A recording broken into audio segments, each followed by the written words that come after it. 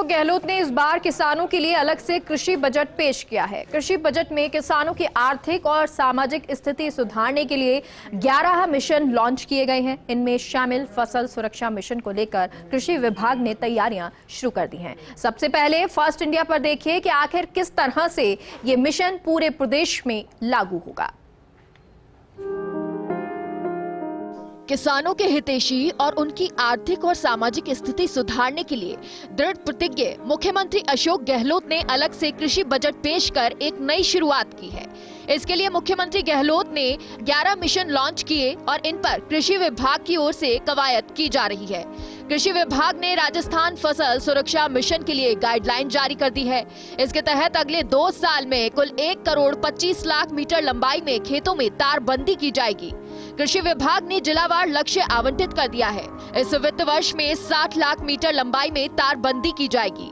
फसल सुरक्षा मिशन में नील गाय और आवारा पशुओं की ओर से फसलों को होने वाले नुकसान को रोकने के लिए मुख्यमंत्री कृषक साथी योजना के अंतर्गत किसानों के खेतों पर कांटेदार तारबंदी की जाएगी, जिसमें 30 मई से किसान कृषि विभाग के राज किसान साथी पोर्टल पर ऑनलाइन आवेदन कर सकेंगे। इसमें किसानों को ऐसे फायदा मिलेगा। दरअसल पिछले वर्ष तक करीब 6000 किसानों को तारबंदी के लिए अनुदान मिलता था, लेकिन इस बार राज्य सरकार ने 3 गुना फंड बढ़ा दिया है, जिससे करीब 20,000 किसान लाभान्वित होंगे। 30% फंड लघु और सीमांत श्रेणी के किसानों को आवंटित होगा। व्यक्तिगत आवेदन में न्यूनतम 1.5 हेक्टेयर भूमि एक जगह होना आवश्यक है।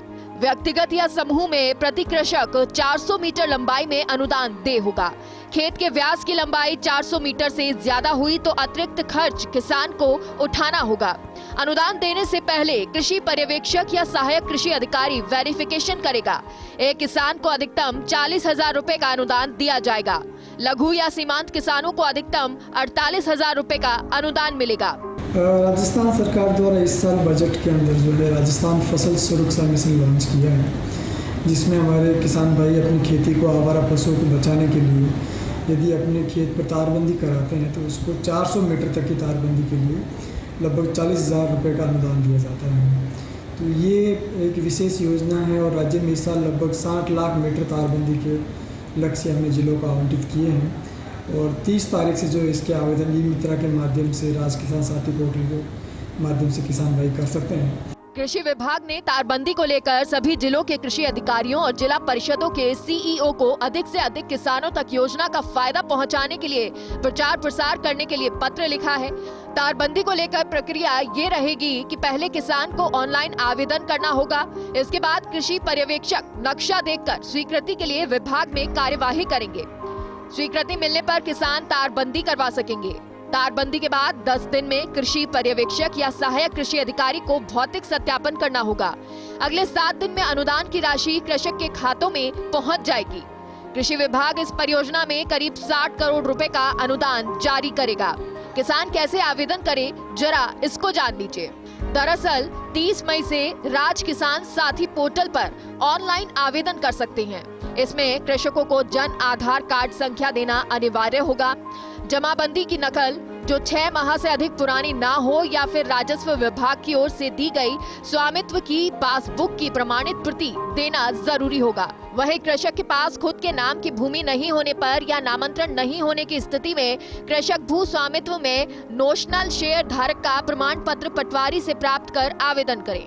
लघु सीमांत की श्रेणी की जन आधार कार्ड में सीडिंग होना जरूरी है। साथ ही तारबंदी करने पर व्यय हुई राशि के लिए बिल बाद में प्रस्तुत करने होंगे। इस योजना में इस साल हमने 2 बड़े प्रावधान जो निर्णय राज्य सरकार ने किए हैं।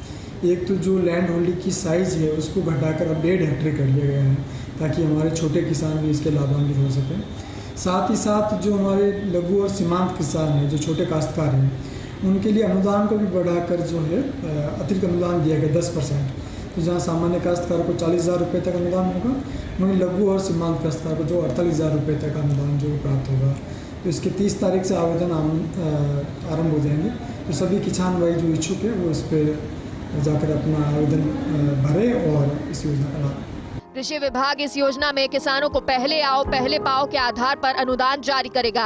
हालांकि जिस किसी जिले के लक्ष्य के 1.5 गुना या उससे अधिक आवेदन आएंगे तब अनुदान जारी करने के लिए किसानों के आवेदनों पर लॉटरी प्रक्रिया अपनाई जाएगी। कुल मिलाकर इस परियोजना से प्रदेश के करीब 20,000 किसानों की करीब 30,000 हेक्टेयर भूमि आवारा पशुओं से सुरक्षित हो सकेगी। इससे न केवल फसलों की उपज बढ़ेगी, साथ ही आय में भी बढ़ोतरी हो सकेगी। Kashiram Chaudhary, first India news, Jaipur.